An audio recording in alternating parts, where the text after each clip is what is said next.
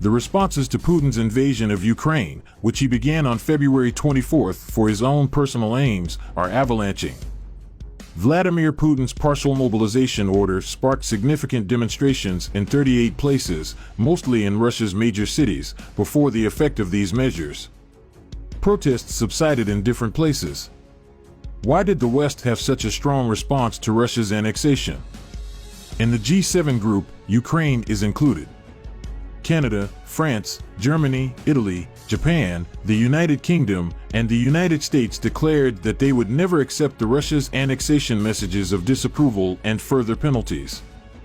According to Zelensky, the president of Ukraine will seek NATO membership via expedited processes. Zelensky emphasized that there would never be peace negotiations between the two nations as long as Putin is in charge of the Russian Federation. In addition, Zelensky highlighted that Ukraine would reclaim its territory from Russia and seek the help of the international world. As the world watched the latest developments in the conflict between Ukraine and Russia, the leaders of many nations said that they would not accept the regions seized by fraudulent referendums as Russian territory. Russia's move to take Crimea has diverse enormous emotions, prompted by the implications for the Russian Consulate General in New York State, United States. People around were appalled by Russia's actions in Ukraine. At the Russian Consulate General in New York, there was a demonstration. Unknown individuals used dreadful spray paint to cover the consulate's walls. The police spokeswoman added that the event is still under investigation and that one individual has been detained in connection with the incident. The Russian consulate wall was destroyed soon before news revealed that Putin had occupied 4 areas in Ukraine and that Russian soldiers had murdered 30 people. The fact that citizens living near the Russian consulate general damaged it as a piece of art indicates people's respect for Russians. Some locals emphasized that New York knows Vladimir Putin is a terrible guy.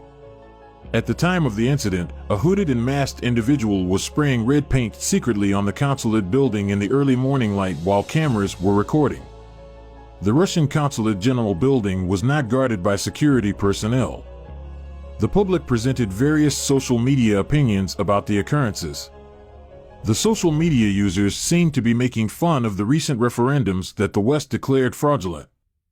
In contrast, a legal journalist examined the events from a legal perspective and cautioned against such conduct. The journalists highlighted that such conduct is unacceptable and that the Vienna Agreement must be observed. Despite all the protests, he emphasized that diplomas in Russia need measures to defend themselves. Russia has asserted that 4 of its areas constitute 15% of Ukraine. Putin postponed the acquisition of these areas before making crucial administrative choices about boundaries and administration since the world's trajectory was not favorable for Russia.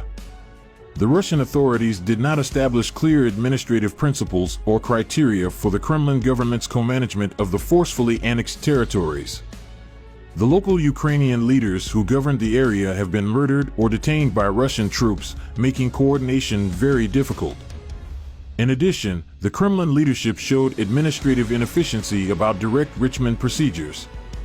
Now, Russian officials will attempt to impose administrative structures on a tenacious and recalcitrant local populace in the battle zone of Russian-occupied Ukrainian land. We do not believe they will have much success in this area. As reports of the Russian military's failing spread, hazardous suggestions will increase. The Ukrainian army recaptured Le Monde's strategically significant Donetsk area city from Russian control. In reaction to this predicament, the Russian forces' ferocity resulted from their fear of encirclement. Ramzan Kadyrov, Putin's chief advocate for the invasion of Ukraine, offered a short proposal. Ramzan Kadyrov claimed that nuclear weapons should be placed in his position on a global communication platform. Ramzan Kadyrov stressed their own perspectives on the need to declare martial rule in the annexed areas and use nuclear bombs with limited yield. To scare the local populace, Russia has used similar methods. Keeping control of the annexed regions might mark the end of the Kremlin administration in the majestic Kremlin palace. Putin claimed he had annexed 4 areas, assuring that they would be defended with all of Russia's might. Putin's fear of losing these territories is the basis of this assertion. In addition, Putin is contemplating terminating the conflict he initiated because of his personal goals in exchange for a substantial regional advantage. Due to the potential that Putin's political life would end as a consequence of additional military disgrace, it is known that Putin has already established sabotage squads in Ukraine using bribery and other inducements. Russia intends to harm citizens and civilian infrastructure in Ukrainian-controlled regions. With a decision to immobilize, Russian soldiers might harm Ukrainian forces via coordinated strikes with Russian supporters. The Russian people want to send the troops they recruited as part of the mobilization to the areas of Luhansk, Donetsk, Kherson, and Zaporizhia. In contrast, the Russians oppose the decision to partially mobilize in the squares. In addition, the Russian people demonstrated the scope of their responses to the poll quantitatively. Putin's plan to deploy soldiers has angered around 50% of the Russian public. 47% of respondents voiced anxiety after the announcement of conscription by President Vladimir Putin. According to a study, about half of the Russians interviewed felt dread or worry upon learning that the Kremlin had prepared hundreds of thousands of soldiers to fight in Ukraine. Following President Vladimir Putin's remarks, 47 of 47 Russian respondents said they were frightened and afraid. 13 respondents were offended. At the same time, 23% were proud of Russia and Vladimir Putin. Individual interviews were conducted in 50 urban and rural communities throughout Russia to assess the private property of the participants. The Russian Federation's Minister of Defense and greatest backer of Putin's plans indicated that only 300,000 reservists with prior ministerial experience will be called up. Even among authorities and program observers, considerable public concerns over the conscription of a large number of ineligible or allegedly ineligible persons have vanished. After these practices, journalists who backed the Kremlin refrained from endorsing Putin and his entourage. Russia's border with Georgia was where most immigration from Russia remained continuous.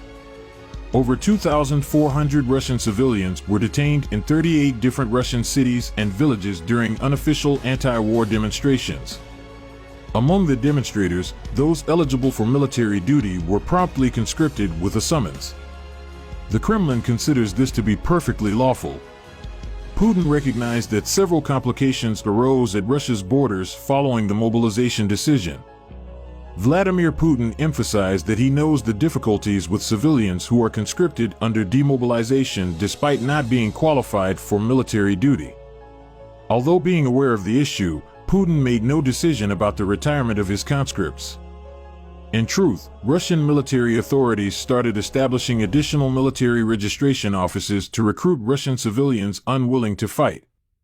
We wonder how the Russian army can gain efficiency on the battlefields from people who have no military experience and are unwilling to participate in the mobilization after the Russian military failed in Ukraine, particularly since the decision to mobilize would be sufficient cause for Putin's demise.